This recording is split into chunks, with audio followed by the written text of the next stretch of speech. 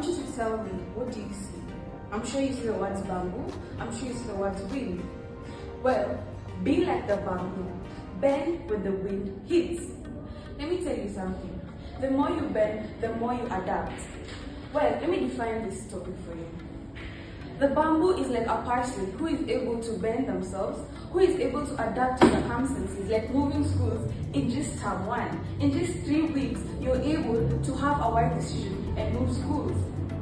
The bamboo is a person who is determined. This is a person when they lack the talent of swimming, of singing, they will find ways. There's a saying that goes, where there's a will, there's a way. When you have the mindset that it's there, I just need to work a bit harder. Of course you won't work for it, because at the end of the day, it's there for eternity.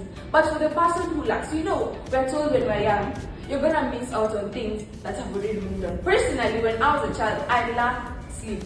I wasn't gonna sleep. Or if I was to see my sisters watching, of course I'd watch with them, yeah? But right now, I am sleep deprived. I want that sleep. I tell you that the bamboo and the oak are different. We just need to find a way in order for them to work together. Thank you.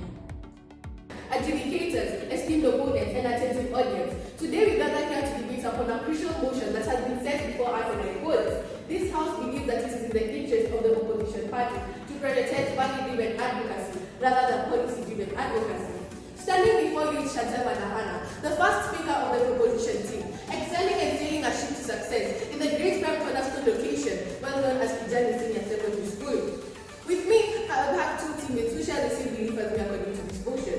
Alpha John, our second speaker, who will be implicating more on the motion and giving few pointers supporting our decision.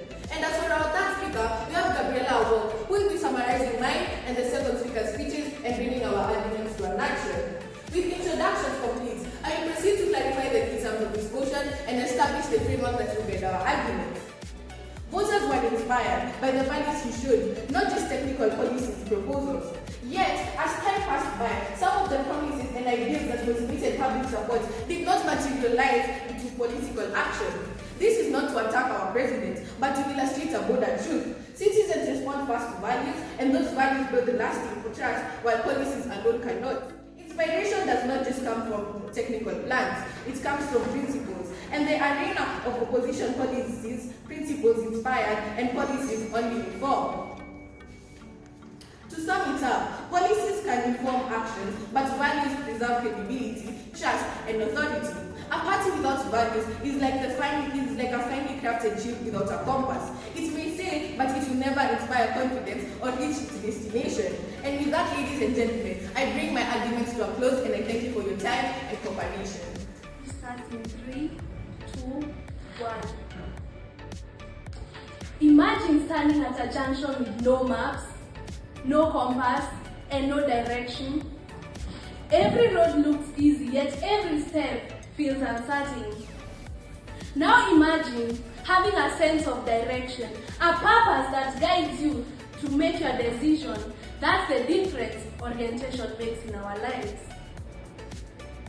You see, orientation is simply not knowing. It's not simply about knowing where you are. It's about knowing who you are, what you stand for, and where you are going. The people who changed the world have had clear values and vision of what was right and what needed to change.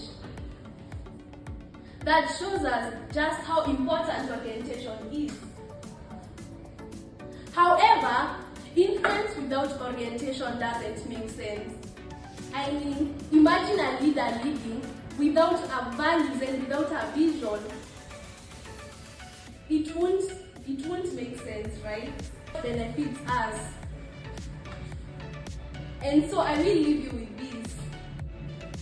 Find your orientation, discover yourself, who you are, what you stand for, and where you are going. My name is Margaret Wedera from the prestigious Kijani Senior School. Thank you. But we must first pause and ask ourselves a very important question. Just because something looks big and impressive, does that mean it is wise? Imagine your friend going into huge debt to build a gigantic mansion, yet they cannot afford the electricity bill. That is exactly the danger of blindly duplicating massive infrastructure programs abroad. Infrastructure may look glamorous, bridges, railways, highways, but behind these projects often lies massive financial. Debt repayments drain budgets, limit sovereignty, force austerity in Kenya. Foreign loans have already led to higher taxes and cuts in health and education. This is a fresh way to see it, a change that looks like progress but blinds the future. Opponents offer quick bridges built on sand. We offer sustainable roads built on rock. Their model risks debt traps that destroy generations, neo-colonial optics that poison trust, and climate betrayal that undermines everything the EU stands for. Our position protects sovereignty, upholds values, preserves the planet, and uses tools that actually work. This House must reject the motion, not because development is unimportant, but because the price of copying this model is far too high for Europe. Thank you. Development is important, but the question is how it happens. Duplicating the model of Belt and Road Initiative risks creating debt burdens, geopolitical competition, and long-term dependency. Rather than copying this approach, the European Union should focus on sustainable partnerships, local empowerment, and balanced development strategies. Because in global development, the strongest bridges are not built on influence, but on independence and trust. Honorable Judge, I ask that you prevent us from entering unpayable debts. For responsible global cooperation and sustainable development, I proudly stand in support of the motion. I rest my case and there are please too much obliged.